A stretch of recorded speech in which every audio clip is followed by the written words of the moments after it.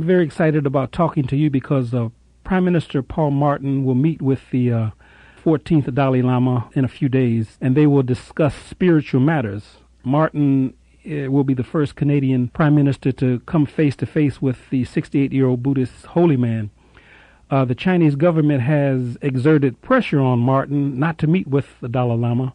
Some have said this would be like President Bush meeting with the Quebecois separatists. What are your thoughts on this? I don't know exactly what the diplomatic ins and outs are, but the Dalai Lama represents a theocracy that no longer exists, and is thought of very highly by people all around the world. I've written about Tibet and the kind of country it was under the Dalai Lama. Of course, he was only about 15 or 16 at the time, but still, it was a country of immense poverty and immense exploitation by the rich lords and lamas over the peasantry. It was not the kind of place I want to live. He's been made into a hero because it was the Chinese communists who kind of unseated him. And so he is seen as somebody to be much admired. Now, whether he should be meeting or not with this other gentleman, I don't know. Okay, now we know that the Dalai Lama is become a shining star among a lot of the Hollywood crowd. I think a guy by the name of Michael Valpy, who is a writer for the Globe and Mail, talked about them, called them the Tibetniks. Sharon Stone says that the Dalai Lama is the hardest working man in spirituality. Richard Gere, you wrote that Richard Gere gushed that the Dalai Lama is the greatest living human being. Goldie Hawn introduced him in Vancouver. Could you talk about this fascination by some Westerners with feudalism? They don't see him as a representative of feudalism. They see him as the representative of a great spiritual movement. Certainly Buddhism is a spiritual movement. Buddhist techniques of meditation and the like can be very useful for people and may put you in a good place. But the society that Tibet had back in the 1950s was a terrible feudalism. The peasants were taxed ruthlessly.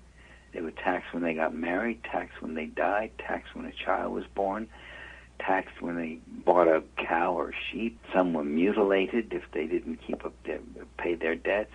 They were terribly in debt. They were exploited by the rich monasteries and rich lords, and the Dalai Lama presided over this whole thing.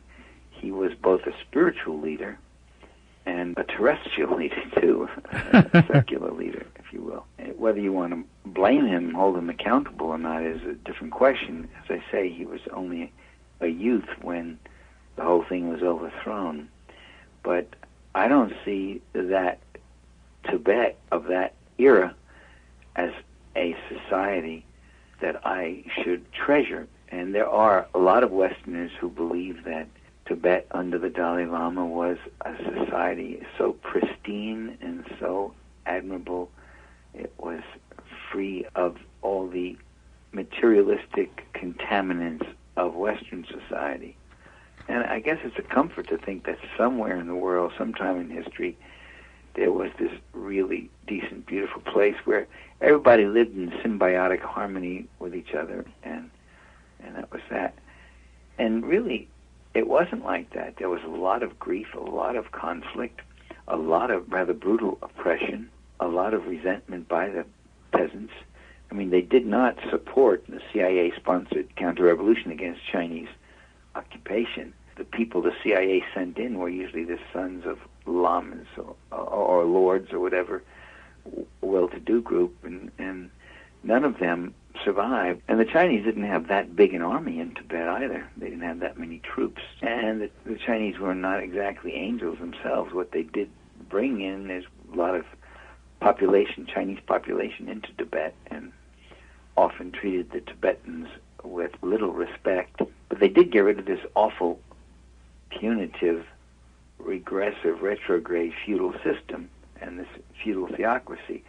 One of the things the theocratic class did was go around and pick out 9-year-old boys from the peasant families and bring them into the monasteries to be used as sexual objects and recruited into the monkhood, or used as soldiers or domestic servants or whatever else. And a lot of those monks left when the Chinese gave the option to the monasteries and said, anybody who wants to leave can leave, and thousands of them left, never wanted to be there. The older monks stayed and continued on a very modest government stipend, plus whatever money they could make by presiding over weddings and funerals and the like. So I think there is freedom for Buddhism in Tibet under the Chinese Communists, but very little encouragement of it. And of course, a lot of the monasteries and the monastery lands were taken away and